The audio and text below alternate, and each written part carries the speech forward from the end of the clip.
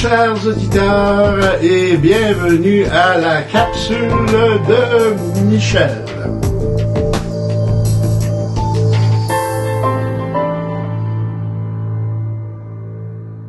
Aujourd'hui, on va parler des transgénétiques dans l'olympisme.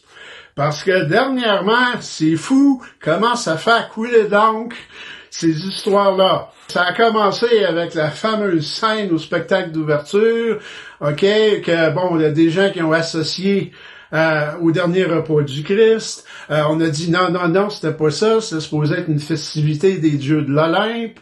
Moi-même, je l'ai vu. C'était ça, mais comme ils ont un peu manqué leur coup. Disons qu'ils auraient dû mettre un peu plus de symboles pour le montrer. Comme un Jupiter avec sa foudre, Athéna avec son hibou, Mercure avec son petit bâton, etc. Ça aurait été, disons, un peu plus clair. Mais non, n'ayant empêche. Ça, c'était un point. On a voulu faire de l'inclusion, c'est beau. Maintenant, on travaille beaucoup, on parle beaucoup, je devrais dire, avec deux boxeuses.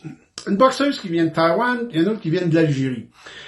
Ces boxeuses-là ont été interdites de participer dans certaines compétitions internationales par l'Agence internationale de boxe parce qu'ils disent qu'ils ont trop de testostérone dans le corps. Pour ceux qui ne le savent pas, le testostérone, c'est une hormone mâle qui fait en sorte là, que on se développe en tant que mâle quand on est un homme, quand on est masculin. Mais eux autres, sont des femmes, puis ils ont trop de testostérone, fait qu'ils disent, c'est de la triche, c'est pas correct, ils ont trop de l'air d'être des hommes. Du côté du CIO, du comité olympique, on dit non, ils ont le droit de compétitionner parce que ce sont des femmes. La grosse question, elle vient exactement de ça. C'est-tu des hommes ou c'est-tu des femmes?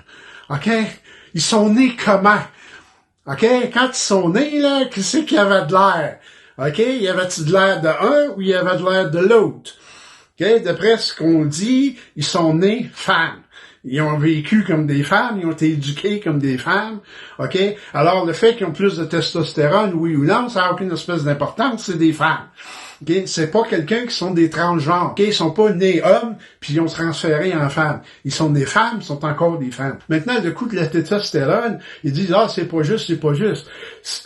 Excuse-moi, ça fait partie du sport puis des avantages de l'athlète d'avoir un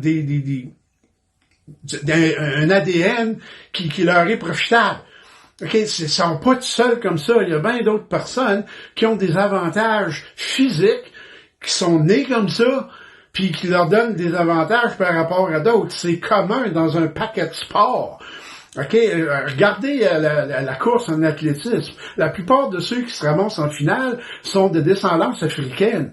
Pourquoi? Parce que les Africains ont un corps, une organisation au niveau des jambes et des muscles fessiers qui font en sorte qu'ils ont un petit peu plus d'avantages pour être capables de courir plus vite. C'est un avantage qui est naturel. Il est fait comme ça. Bon, il y a d'autres personnes de d'autres groupes qui sont capables d'avoir des avantages similaires, mais ça, c'est un exemple. On va retrouver ça aussi un peu partout. Si tu fais 7 pieds et 3, tu joues au basketball, c'est sûr que tu as un avantage. C'est bien plus facile de mettre le ballon dans le panier comparé à quelqu'un qui va faire 5 pieds et 9. Un exemple, qui me revient, Peter Stastny, qui a joué pour les Nordiques. Il était renommé pour avoir une très grande capacité pulmonaire. Le gars était capable d'absorber beaucoup plus d'oxygène. Alors, ça lui donnait une endurance qui était en avantage par rapport aux autres. Il existe une personne que peu de gens connaissent. C'est un Québécois qui a vécu dans les années 1850, qui s'appelait Alexis Lapointe. On l'appelait le trotteur. Il était reconnu pour courir très vite. Il n'y avait pas d'Olympique à l'époque, dommage, mais il était reconnu pour ça, puis il faisait des shows avec ça, puis il semblerait qu'il était capable de battre certains chevaux, il était capable de courir contre des trains, des choses comme ça. Mais il y avait une légère modification, une espèce de petit handicap de déformation au niveau de ses jambes, qui faisait qu'il que ça lui donnait un avantage de courir un petit peu plus vite. Mais même si t'as ces avantages-là, ça veut pas dire que tu vas être le meilleur. OK? Wayne Gretzky, ça a été le meilleur joueur de hockey au monde, il faisait à peine 6 pieds. Il avait pas une carrure comme Mario Lemieux, qui lui était un gars qui était gros, grand, fort, puis il l'utilisait. OK, il était un excellent joueur de hockey comme Wayne, mais c'était pas la même chose. Il y a un des meilleurs basketballeurs qui a joué pour les Celtics de Boston, il faisait à peine 6 pieds. Je pense même qu'il était un peu en bas de 6 pieds. Ça l'empêchera pas de devenir un gars aussi bon que n'a été Michael Jordan ou LeBron James en ce moment, qui sont des gars qui sont pas mal plus que 6 pieds. C'est certain que ces choses-là, ça l'aide, ça nuit pas, OK? Mais c'est pas ça qui va faire automatiquement que t'es un champion. Mais c'est pas ça qui fait de toi un tricheur non plus. Ces différences-là, ça existe. Et tant que c'est naturel, ben c'est naturel, ça fait partie de l'histoire.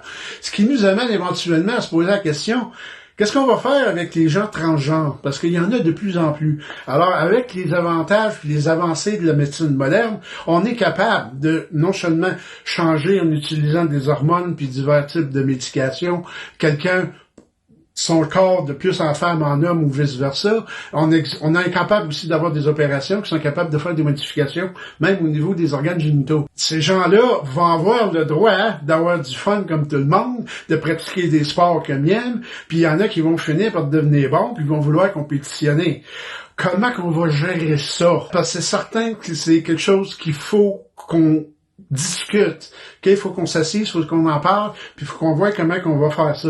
Naturellement, avec le temps, on va voir si ça fait vraiment des différences, oui ou non, si ça en fait où, comment, pourquoi, puis de là, on va pouvoir peut-être juger.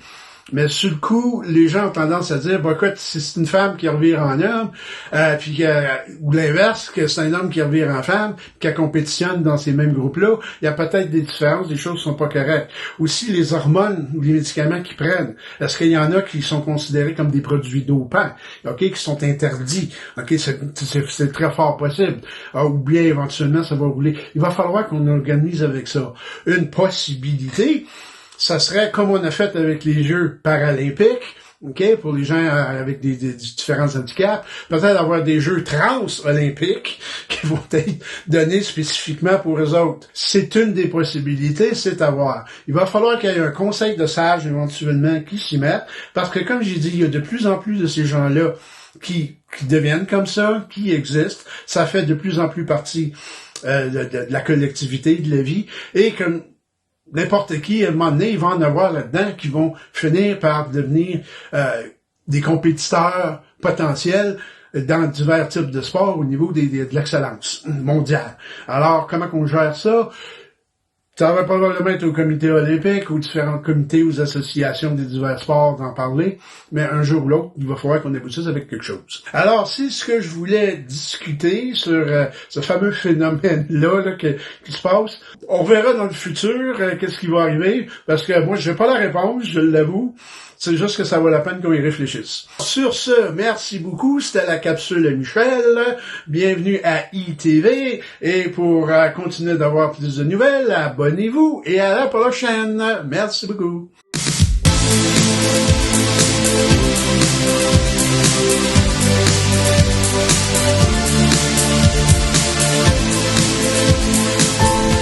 Bonjour chers auditeurs et bienvenue à la capsule de Michel.